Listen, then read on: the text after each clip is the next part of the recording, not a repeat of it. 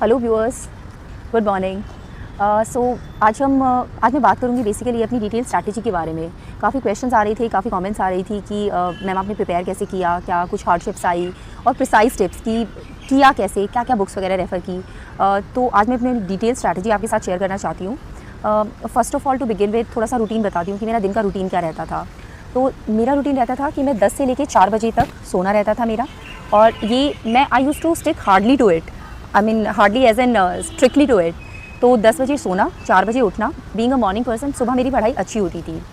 4 बजे उठने के बाद रात को 10 बजे तक सोने तक आप डेली रूटीन एक्टिविटीज़ का थोड़ा टाइम निकाल दीजिए, खाना पीना और नहाना वहाना।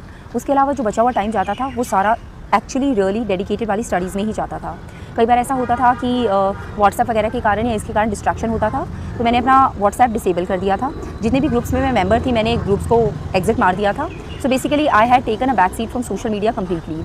साथ में मैं अपने फ्रेंड्स और फैमिली वगैरह की बात करती हूँ। देखिए, मैं एक 4 साल के बेटे की माँ हूँ। जब मैंने अपनी पढ़ाई की शुरुआत की तो एक इमोशनल आउटबर्स्ट भी आता था, क्योंकि मैं अपने बेटे से अलग रह के पढ़ाई कर रही थी। तो शुरुआत में मैं क्या करती थी कि मैं उससे वीडियो चैट वगैरह करती थी, बट आई फाउंड कि उससे मैं और ज़्यादा डिस्टर्ब रहती थी, बिकॉज ज़्यादा इन्वॉल्व होने से वही थॉट्स माइंड में रहते थे। तो मैंने फिर और थोड़ा सा हार्ड डिसीजन लिया। I completely stopped interacting with my son, with my mother, father, everybody. मैं अपनी मासी के यहाँ रह के, गाँव में रह के तैयारी कर रही थी, और मैं लिटरली किसी से बात नहीं करती थी।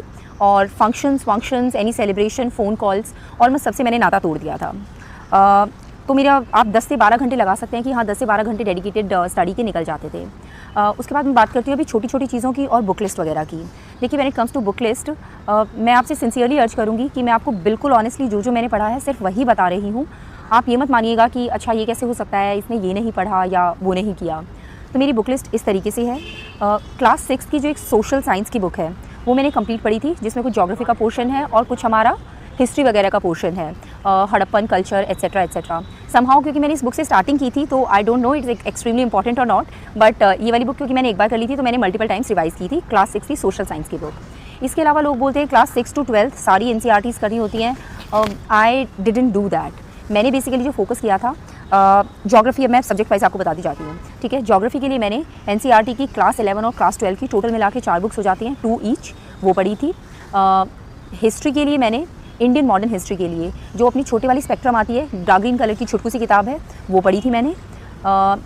जो अपना एंशिएंट वगैरह का पार्ट रहता है, एंशिएंट एंड मेडिवल हिस्ट्री, उसके लिए तमिलनाडु बोर्ड की जो क्लास 11 की बुक है, I don't know whether you will get it hard copy और नॉट, बट वो मैंने PDF डाउनलोड कर लिया था। उसी में हाईलाइट करती रहती थी, कमेंट्स वगैरह ऐड करती रहती थी, और उससे मैंने एंशिएंट और मेडिवल कवर किया था। I found this book very useful. इस बुक में एक्चुअली आई फाउंड कि ऑलमोस्ट हर सेंटेंस से आपका एक ना एक MCQ बन जाता है, स्पेशली रिगार्डिंग वो कितने जो हमारे ऑफिसर्स के नेम होते थे मेडिवल टाइम्स में, अपना मनसबदारी सिस्टम, विषयपति, और जो भी अपने नाम होते थे, मनसबदारी सिस्टम, ये वो, और लिटरेचर के सारे, कौन सी किताब किसने लिख रखी है, अकबर के ज़माने में कौन सी किताब लिखी गई, ये सब हर एक सेंटेंस से MCQ बन सकता है। भक्ति मूवमेंट और अपने जो कर्नाटक वॉर्स, मैसूर वॉर्स, ये सब मैंने इस किताब से किया था। आर्ट एंड कल्चर के लिए मैंने नितिन सिंघानिया की किताब रेफ़र की थी। ये थोड़ी मोटी किताब है और बहुत ज़्यादा इन्फॉर्मेशन है इसमें, हर एक सेंटेंस में बहुत सारी चीज़ें दे रखी हैं।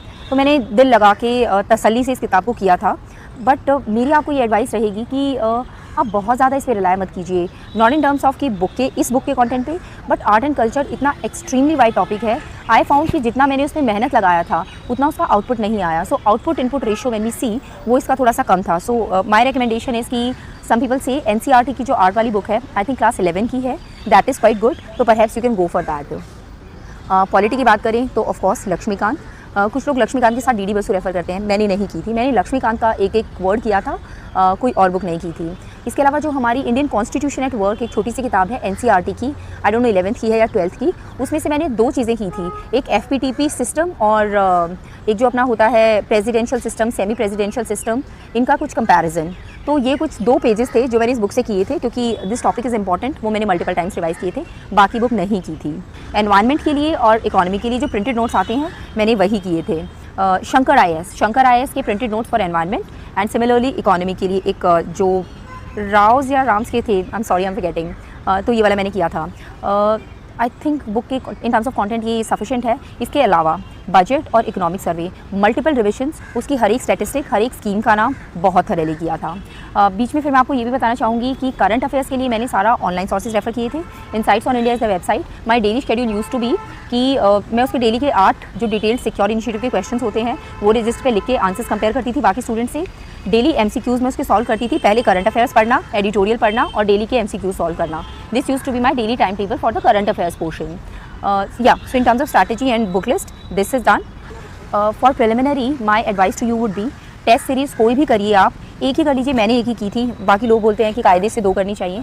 मैंने एक ही की थी इनसाइट्स ऑन इंडिया की, और मैंने इसे मल्टीपल रिविजन्स दी थी, which is very very very important. ठीक है, कोई भी टेस्ट सीरीज़ करिए, स्पेशली फुल लेंथ टेस्ट पे फोकस रखिए, मल्टीपल टाइम्स रिवाइज करिए और उन क्वेश्चंस को मार्क करके जो आपके गलत हुए हैं उन्हें कई बार रिवाइज कर लेंगे ना, तो that will stick to your mind. So yeah, that is going to be my advice for preliminary. When it comes to my optional, which was sociology, मैंने सेल्फ स्टडी किया था, घर पे बैठ के ही प्रिपेयर किया था। तो मैंने क्या था, मैं मार्केट से जाके नोट्स ले आई थी। 3, एक उपेंद्र सर के नोट्स जो उनके हैंड रिटन नोट्स मिलते हैं मार्केट में, एक महापात्रा सर के नोट्स, और इसके अलावा मैंने कुछ बुक्स ले ली थी। हरलम बोस मोटे वाली ली थी, डार्क ब्लू वाली। तो ये 3 मेरे मेन सोर्सेज थे, और मल्टीपल टाइम्स इन्हीं चीज़ों की मैंने रिवीजन ली थी। महापात्रा सर के नोट्स को मैंने सिर्फ पेपर 2 के लिए पढ़ा था, और उपेंद्र सर के नोट्स को मैंने पेपर 1 पेपर 2 दोनों के लिए पढ़ा था। और जो अपनी हरलम बोस है उसमें से कुछ सेक्शंस हैं, मैं लेटर और आपको उसकी डिटेल दे दूँगी कि कौन से पेज वाइज मैंने पढ़े थे। ये मेरी स्ट्रैटेजी थी। ये सब पढ़ने के बाद कुछ समझ आना शुरू हो गया था। Being a science student, humanities थोड़ा पढ़ना खुद से टफ हो रहा था, लेकिन लेटर ऑन जब जाके मैंने टेस्ट सीरीज ज्वाइन की तो जो डाउट्स थे they all also got clear. So this was my strategy for optional. एक और मैं बताना चाहूँगी, मेंस आंसर राइटिंग के पर्सपेक्टिव से 4 चीज़ों का ध्यान रखिएगा। करंट अफेयर्स से लिंक करिए, use a lot of statistics, use the names of committees, expert committees which are constituted for various subjects, and use a lot of diagrams, be it flow charts or any other picture. Okay, so these all things will enrich your mains का answer. इसके अलावा मैं आपको ये कहना चाहूँगी कि देखिए प्रॉब्लम्स बड़ी आई थी, ठीक है, और बीच में बहुत बार ऐसा महसूस होता था you will not be able to do it. आपको ये ना लगे कि हाँ हर कोई टॉपर यही कहता है कि मुझे विश्वास नहीं था मैं बन जाऊँगा। ये मैं आपको जेन्युइनली दिल से और ऑनेस्टली बोल रही हूँ। बहुत बार ऐसे थॉट्स आते थे, गिव इट अप, तू कहाँ इतनी लंबी जॉब करने के बाद अपना इतने लंबे समय और छोड़ के आ गई है। बट उस टाइम पे मैं अपना सिर्फ और सिर्फ माइंड में अपना एम लाती थी, जिस एम के साथ, जिस जज्बे के साथ शुरुआत की थी, लेट मी कंटिन्यू दैट। और अपने कई बार फ्रेंड्स वगैरह से बात कर लेती थी, भाई से, पापा से, माँ से, और रोना आता था तो रो के निकाल देती थी। सो मतलब इन सब तरीक़ों से मैंने अपने आप को मेंटली प्रिपेयर किया। लास्ट ईयर के जो टॉपर्स वगैरह होते थे उनके इंटरव्यूज़ वगैरह काफ़ी पढ़े थे, उनमें से कुछ टिप्स ली थी। So yeah people, this is my strategy, this is what I followed. बाकी आपके कुछ क्वेश्चन रहते हैं तो I be ready to answer them in comments. So wish you all the best.